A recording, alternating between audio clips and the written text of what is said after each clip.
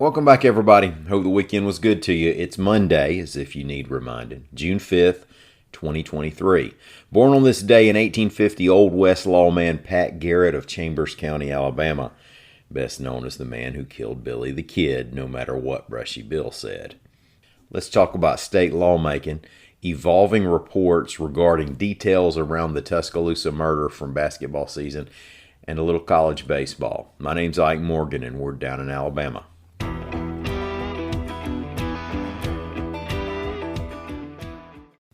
There's one day left in the 2023 Alabama state legislative session. That day will be Tuesday. The last couple days of last week, we saw Governor Kay Ivey signing the education and general fund budgets, as well as a measure that gives drivers paying fines a little more breathing room.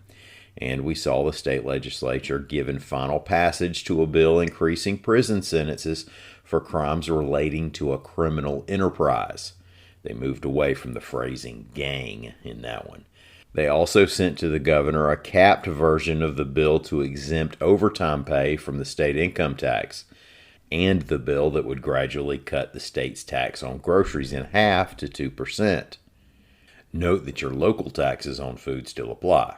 So what's left?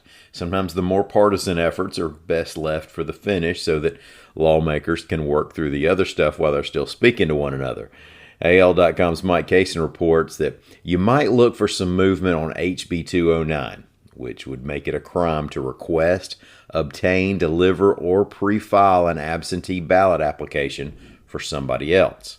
Now, there are exceptions on this bill, including family members that help fill out the applications. Republicans say it'll help prevent voter fraud, and Democrats say there are voters who need and count on such assistance. The New York Times said it will be correcting a previous report related to the Tuscaloosa killing of Jamea Harris, a case that has involved the arrest of former University of Alabama basketball player Darius Miles. Miles, who is accused of supplying a gun to alleged shooter Michael Lynn Davis, has pled not guilty. Tuscaloosa police investigators testified that Tide players Brandon Miller and Jaden Bradley were also at the scene of the shooting. Now, neither have been charged with anything related to that night's events. Later, the New York Times reported that another player, Kai Spears, was also in Miller's car, citing an anonymous source.